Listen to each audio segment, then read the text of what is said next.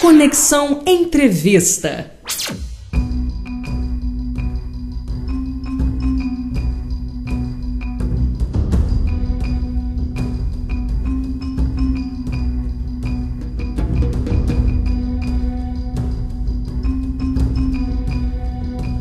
O programa Conexão volta a falar sobre o Museu do Gás, um prédio neoclássico construído pelo Barão de Mauá em 1854.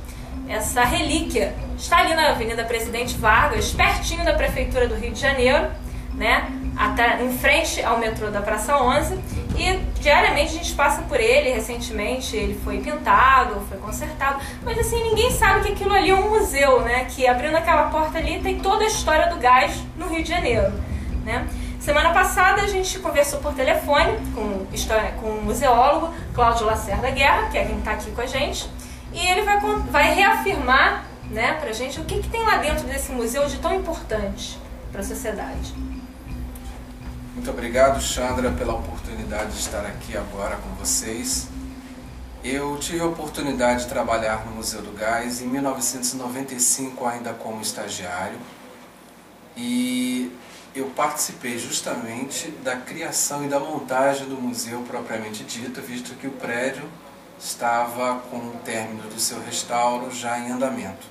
Então as salas que estavam sendo disponibilizadas precisavam ser compostas com o acervo da antiga Société Anonyme de Gás, depois que passou para a Light, e com a origem do prédio, que foi o primeiro gasômetro do Brasil, empreendido pelo Barão de Mauá. O prédio neoclássico, de linhas absolutamente perfeitas, e que com o tempo foi sendo modificado, mas que o que sobrou é de uma extrema raridade. Ele foi, nessa época, todo restaurado e foi montado um museu em seu interior. Esse museu ele é constituído de peças bastante significativas para a história do Brasil, porque trata-se do progresso da nossa cidade. Ali dentro nós temos, as pessoas aprendem como se acendiam os lampiões a gás na cidade, e sobrou-se, os lampiões eles eram acesos com uma vara, e só sobrou uma vara, e ela está lá nesse museu. A segunda peça mais rara é um documento que foi assinado pelo próprio Barão de Mauá. Além disso, foram feitos dioramas, ou seja, cenários, mostrando a importância do impacto do gás na cidade. Se antes a água precisava ser aquecida para tomar banho, mostrou-se que com o advento do gás encanado, como isso modificou, como houve esse progresso. Então, nos dioramas, ou seja, nos cenários, você pode ver como era uma cozinha e como era um banheiro. Por outro lado, dentro do museu, nós temos a parte administrativa de como funcionava a empresa Société Anonyme de Gás e depois, posteriormente, a Light. Então nós temos os móveis, nós temos as máquinas de escrever, os telefones de parede, nós temos os ventiladores e os relógios. Tudo isso junto com um carro que é o único, e esse carro era usado para para os problemas que acontecessem do gás encanado na rua. Tudo isso está lá dentro desde 1995.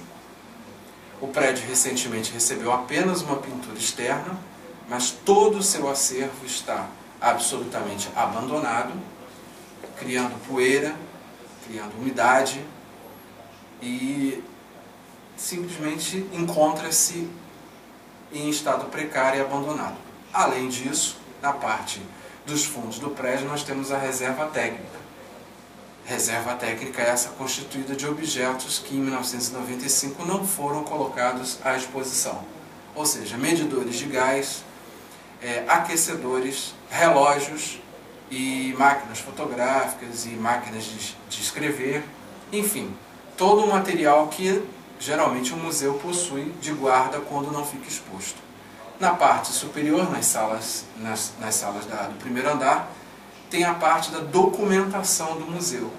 Essa documentação é constituída também de documentos raros e muito importantes, que são os desenhos técnicos dos postes a gás, ou seja, os modelos dos postes que foram fabricados e que também estão lá se perdendo.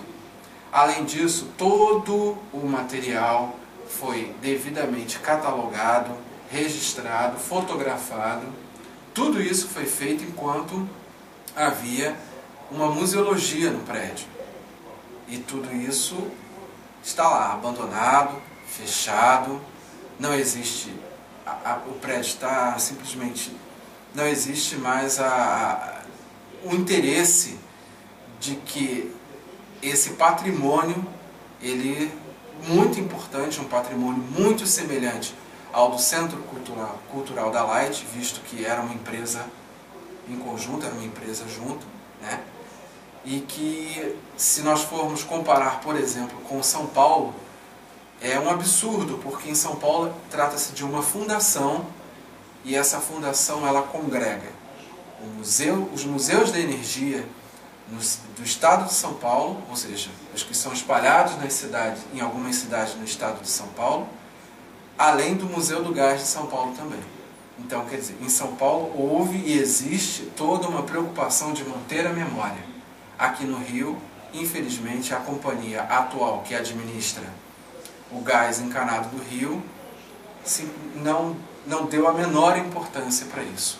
E trata-se de um acervo extremamente importante, raro, significativo e que ele é emblemático e que hoje em dia é um acervo que muita gente tem em casa e não tem noção. Porque os aquecedores de gás hoje em dia eles praticamente têm a mesma tecnologia dos aquecedores a gás que estão guardados lá no museu. Os medidores a gás, né, que ficam na entrada dos prédios, na entrada das casas, hoje em dia eles são bem mais simples, são bem modernos, mas como isso começou? E isso existe lá no museu. E o programa Conexão tentou entrar em contato com a SEG diversas vezes. Nós lidamos com a assessoria de imprensa, perguntamos quem é que pode falar sobre o assunto, como é que faz para o museu funcionar. E, primeiro, desconhecer que existia um museu, né? Que a própria companhia tinha um museu que conta toda a história do gás no Rio de Janeiro. Segundo, disse que a pessoa que poderia falar sobre o assunto não iria falar com a gente porque ela foi viajar para a Espanha e que esse era um projeto muito antigo e que eles não tinham mais informações nenhuma e que era para dizer que a SEG preferiu não se pronunciar. Só que, na verdade, eles se pronunciaram, né? E se pronunciaram de uma forma errada, né? Porque eles têm um acervo que conta uma história importante, que é patrimônio da cidade, está guardado lá com eles, e não tem o interesse de mostrar isso para as pessoas. E um povo que não cuida da sua história, ele não tem memória, né? Como é que você quer construir um futuro se você não olha o seu passado?